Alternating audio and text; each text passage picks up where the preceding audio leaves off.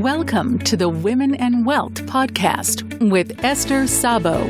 Esther is a respected leader in the field of personal financial advice with over 25 years of experience. After going through her own significant and challenging life-changing events, she overcame fear and self-doubt to launch her own successful advisory firm.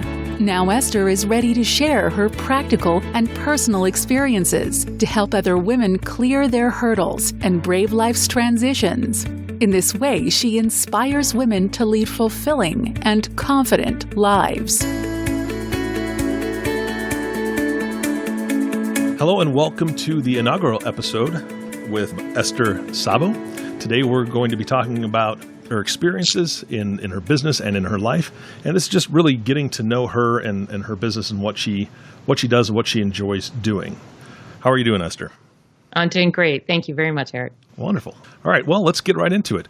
Why did you decide to work in financial services? And tell us just a little bit about your history. So when I was a young child, I remember being pretty happy-go-lucky until I was about 8.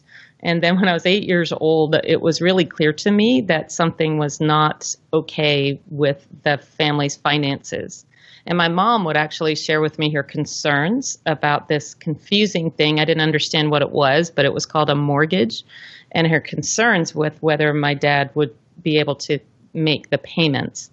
And I heard this a lot. So being a good reader, I had read the Little House on the Prairie books, and a lot of the theme in the Little House on the Prairie books is how the family sticks together and all works together to survive this difficult frontier life. So I went to the neighbors and asked if I could help with any chores, because I thought, well, I will contribute to the household.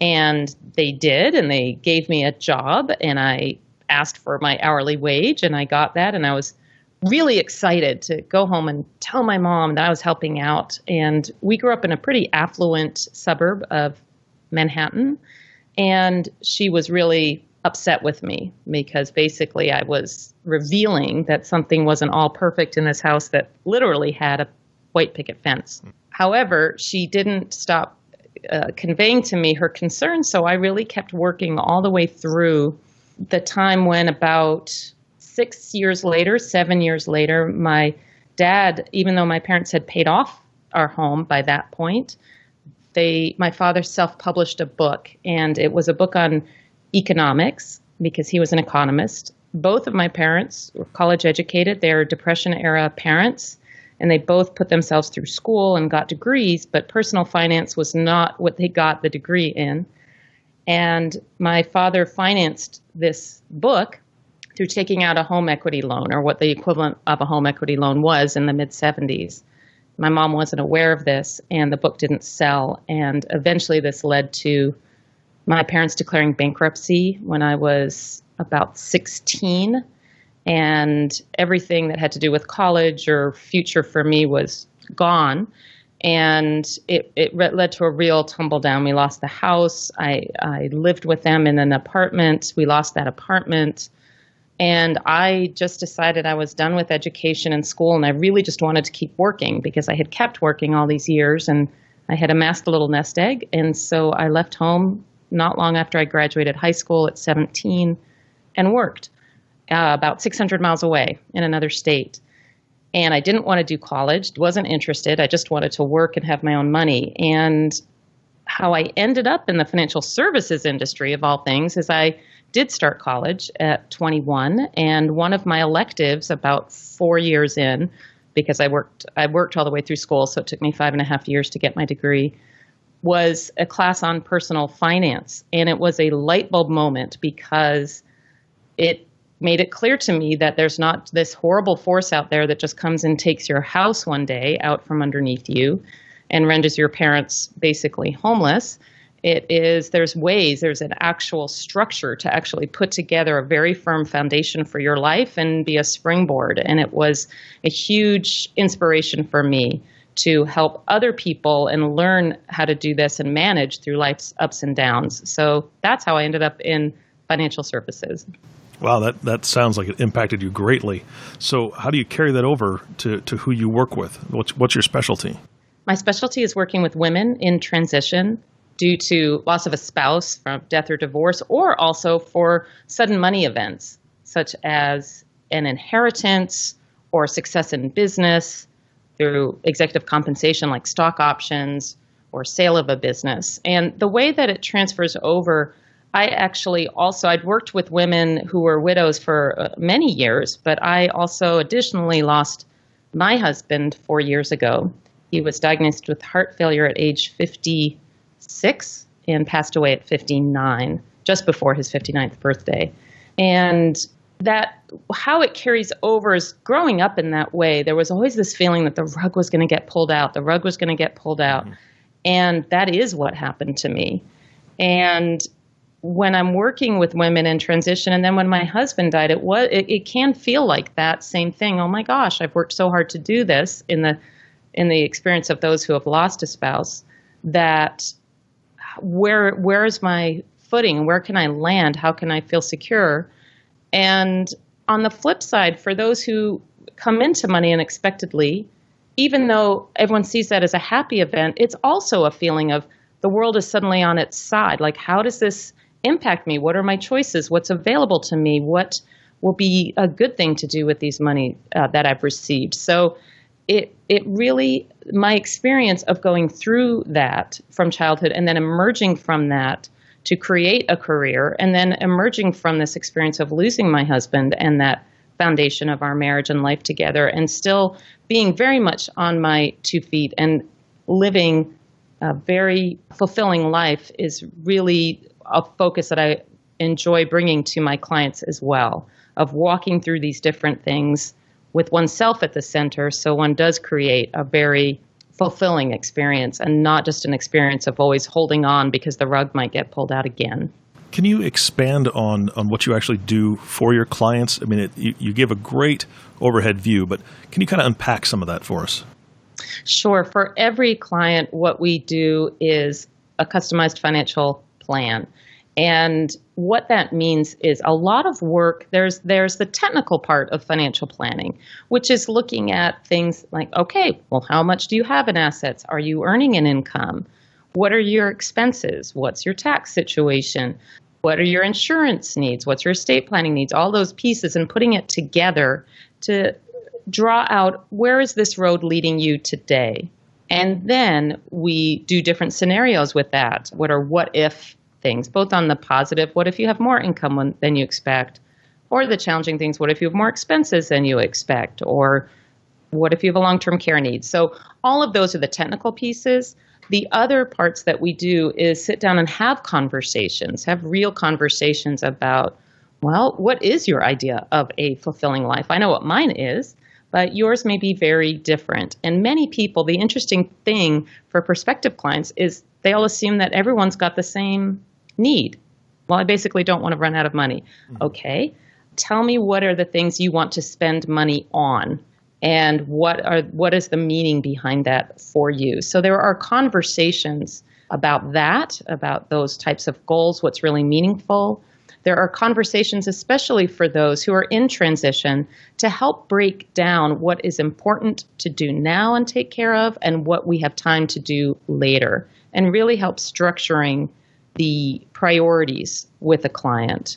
And then we ongoing work with clients enacting that financial plan, putting it into place, and building the investment portfolio around that, and then implementing that portfolio so that as we go along in months and years after this transition, we monitor with the client what really happens. Because we all put together our best efforts now for what we think things will look like.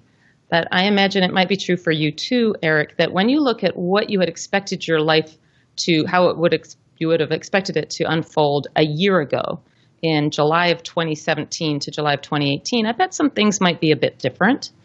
And that is true for many people. It doesn't necessarily hold exactly true what they expected to happen. And even if their own life is the same, the market environment may have changed or be changing, and it has to stay in alignment with the planning so that should unexpected events come to pass, either in one's own life or in the market, that the whole apple cart isn't tipped over at all. We can make adjustments along the way so that the ride financially stays relatively smooth with those goals still in place. Absolutely. So can you give us a good definition of what is your ideal client? Well, I have to start, unfortunately, with the minimum liquid net worth. And I say unfortunately because honestly, I want to help everybody. And I also know what my limits are. I cannot help everybody. I do my best to do that. But I do have a minimum of liquid net worth minimum of $2 million. So once we get through that, it is typically a woman in transition going through those experiences that I mentioned. They have received a divorce settlement and a divorce judgment. A spouse has passed away, or it could be that a spouse has been diagnosed with an illness and that has changed their life as well, or that they are in receipt of executive compensation and an inheritance and are trying to sort out and feeling under the gun somewhat to decide what they need to do with this money. It can make people very, very anxious. And they're looking for someone to collaborate with, to work with them, to listen to them, but also help provide technical advice on what are the right next steps. So how do you acquire these new clients? Typically, it is through referral from other colleagues that work in the areas of estate planning, family law, or tax planning. And it can be as well often from other clients. Okay. So what kind of client education do you provide? I almost want you to ask one of my clients this because I have to be careful because I do love educating clients. At the end of the day, nobody is hurt more if something goes wrong than the client. So I really want them aware of what is going on in the market. What are the different pieces around things like long-term care insurance, which nobody really enjoys speaking about, but is critical. I don't sell any products. I don't sell insurance.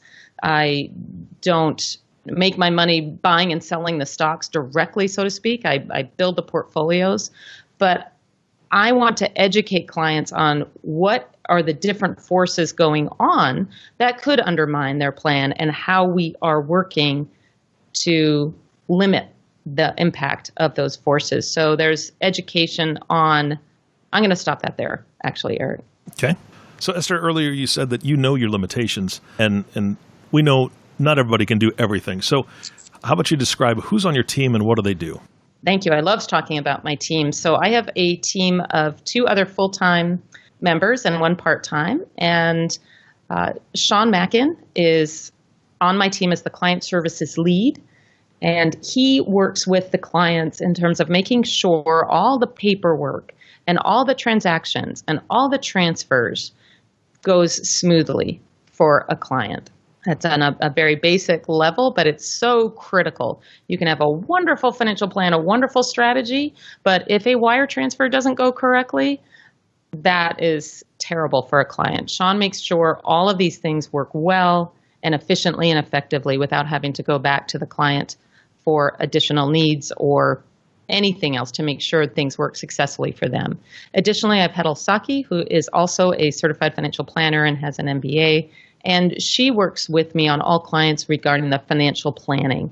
So she puts in all the information into the software that we use, but it's so much more important than the software. You have to be able to look at the software and what it's saying and make sure that the data is correct and it's putting out the correct information. So she works with clients on their data. She also works with the adjunct people that we have. Beyond those that are directly hired by Gates Pass Advisors, we have a wonderful team through SEI, which is our investment arm, to develop asset allocation structures and portfolio manager due diligence for the investment portion. And Hedel and Sean both work with SEI as well. And then our other part-time member is Janet Yu, who is our part-time administrative assistant supporting all the other back office tasks that go on for the firm. All right, that's great. So what do you do in the community? I have a role with the Los Altos Community Foundation. I'm on their investment committee, making sure that they're investing the donations that they receive appropriately for the needs of the foundation. And I also work with a lot of women who are getting sober. I'm a sober woman myself. I've been sober over 31 years. And it's really important that I share that with other women who would like to be relieved of that addictive compulsion and really live an extraordinary life themselves. So that is certainly something that is volunteer. And I love to do it. I love to see these women just come alive from emerging from really painful situations in their life. Okay. Now, you touched on it earlier, but can you let the audience know what designations or advanced education do you have? What I have is the certification in financial planning, the CFP designation, which is a challenging designation to attain. I think the last statistics that I saw were that 50% of those who take the exam, who sit for it the first time, don't pass. And we're also required to maintain continuing education. We actually are required to have more continuing education credits than attorneys. So I love my attorney colleagues, but we are required to have more continuing ed than they do. And that is my main designation. I'm also working on completing a designation in financial life transitions. Okay, so what is your financial philosophy? This is almost a big question for me. Financial philosophy, I would say, are some very basic, simple things, which is don't spend more than you earn, to be sure you have reserves, that when these unexpected things happen, which they will, for the financial crisis that we went through in 2007, 8, 9, our clients, we went through it. It was a difficult time, but because there were reserves set up, we could leave the stock market money untouched. And that is part of my philosophy as well, to be sure you have a structure in place before you launch your investment portfolio, to make sense of why the investment portfolio is set up as it is. There's all sorts of wonderful ways to invest, but if it's something that you need to pay your bills partially, you want to be sure to have a good asset allocation structure in place so that when the unexpected happens, you can leave that stock market money alone. Perfect. Okay. So I appreciate you sharing a little bit about your business. I mean, that was a great picture that you painted for us, but the second half of this podcast, I really want to kind of get into more of who is Esther personally. Are you okay with that? I'm okay with that. All right. Fantastic. Okay. So first question, when you're not working, what do you do for fun? There's so many things to do, Eric. That's the challenge. And I love being outdoors is huge for me. I love to be outdoors. I happen to live in Northern California where it's beautiful out. And I do go to a gym for training, but I don't go to a gym for cardio. I want to be outdoors. I think it's almost criminal that we have such a beautiful environment here and then we go inside under more fluorescent lights to exercise. So I love hiking, being outdoors. I also really enjoy paper crafting, which I always cringe a little bit about because I imagine people think paper crafting, that's, for my grandmother or something. But what it is doing rubber stamping cards, and you get to play with paper and color and all sorts of different things. And if you make a mistake, unlike the work that I do, nobody's life is impacted. So all you need to do if you make a mistake when you're making a card is flip the card over and start again, or take another piece of paper. So I really enjoy that. I really enjoy my mom is 94 years old and lives a couple hours away, and I enjoy a lot being with her. It's funny, I look back now, I couldn't wait to leave home when I was 17. I forgot that the reason I was living there was because I was in high school, because frankly, I wasn't going very much.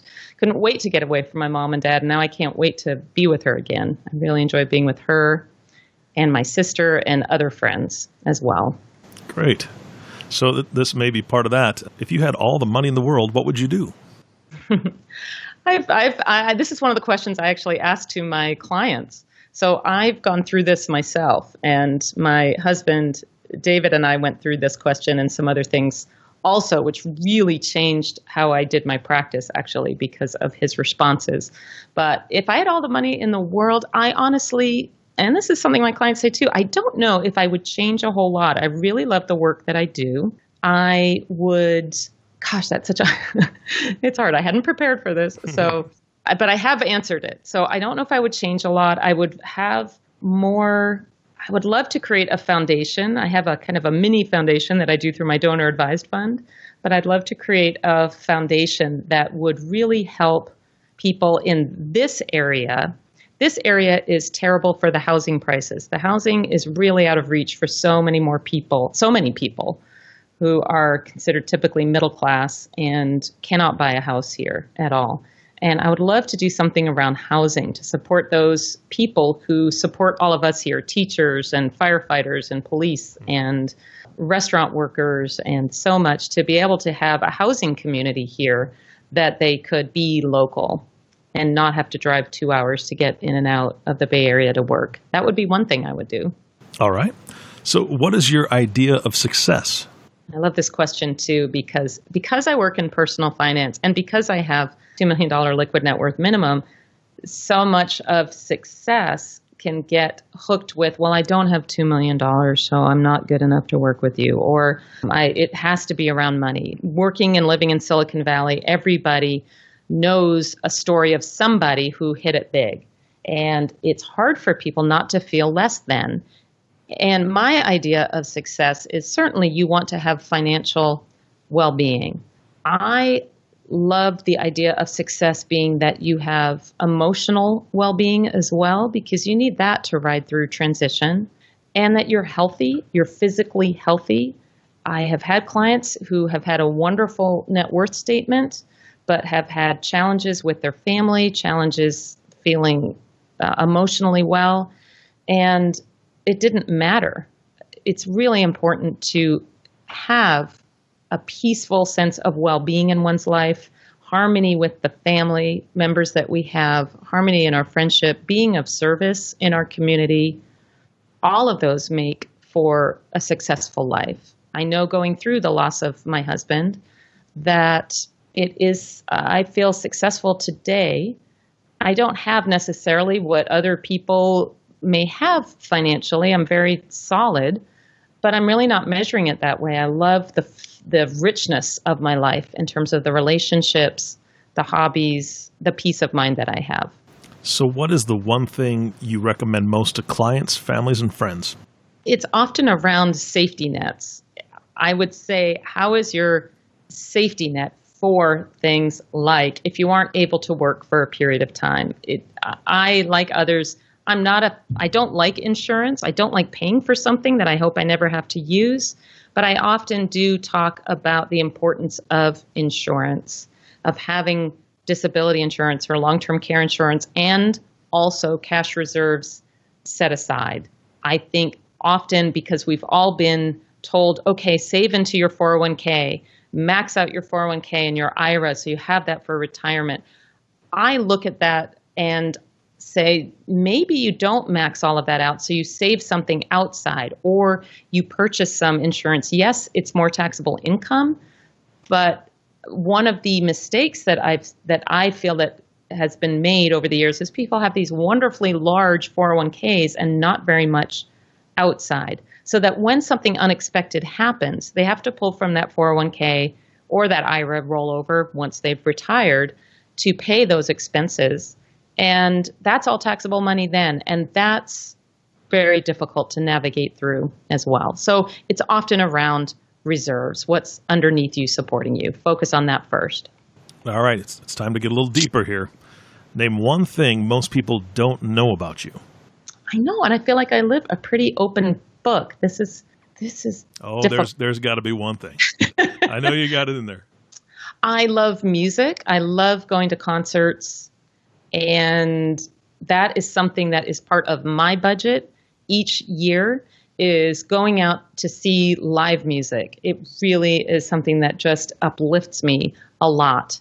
And I don't just put it into a quote unquote recreation bucket. I put it into a concert bucket because I want to feel comfortable knowing that I can spend this money. Concerts are not cheap anymore. And I know that, okay, I can spend, if I need to, $300 on this ticket because that's part of my budget and I really want to see that person. And I love the summer.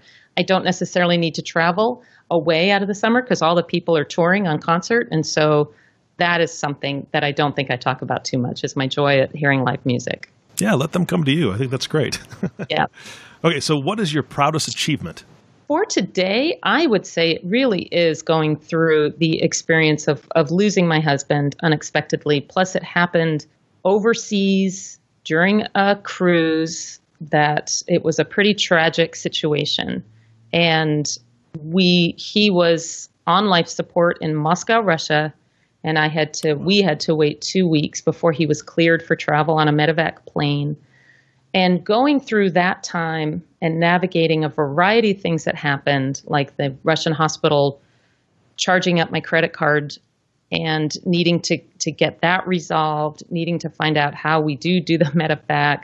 My husband's across town in a hospital in the ICU on life support, getting back, and then rebuilding my life after that, and being in a place where I have a practice that I love. I have a good support system that I can give back to at this point, but I was able to receive. And I think receiving, especially for strong, independent women, can be a very difficult thing.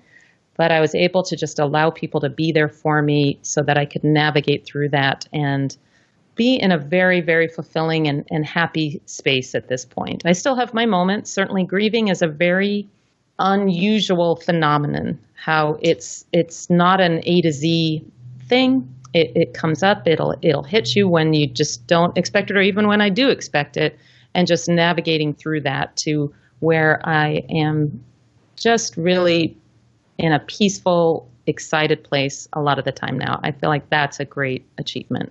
Wonderful. So you have a platform here and you have the attention of a large audience. So who should listen to your podcast and how should they reach out to you at your office? I'm going to say, first of all, any woman who wants to know more about personal finance, who wants to get a sense of how am I doing? Am I doing the right things? Who wants to hear discussions with other advisors in the areas of tax and estate planning and insurance to learn more about these different areas, and who wants to hear from another woman who's walked a difficult road and is successful in that. Those people should definitely listen to the podcast. All right. And how should they reach you? They can reach me through email at esther@gatespassadvisors.com. I don't know, Eric, should I spell all that out? I don't know. Or info@gatespassadvisors.com. Or the office, the website is gatespassadvisors.com. You can do a contact me there, and the phone number is there too. Fantastic. All right. Do you have any closing thoughts for us? I'm really excited to be doing the podcast. I think one of the challenges I have is that like I said, there's so many people I want to help, and there's so much that's going on in the world right now. We're in a tumultuous time in our world, in our country, in the economy and the markets. And I really want to be there as a voice of reason during challenging times so that people can stay the course of their plan, or say, I don't really have a plan. What do I need to be thinking about with this? And so I really am excited to be a voice available right now. That's great. So, all right. Thank you so much for listening today. For everyone at Gates Pass Advisors, this is Eric Johnson reminding you to live your best day every day. We'll see you next time. Thank you for listening to the Women and Wealth podcast. Be sure to subscribe to the podcast so you receive notifications of new podcasts as they become available. Check out the website at www.gatespassadvisors.com for more information. This content is developed from sources believed to be providing accurate information. The information in this material is not intended as tax or legal advice. Please consult legal or tax professionals for specific information regarding your individual situation. The opinions expressed and material provided are for general information and should not be considered a solicitation for the purchase or sale of any security.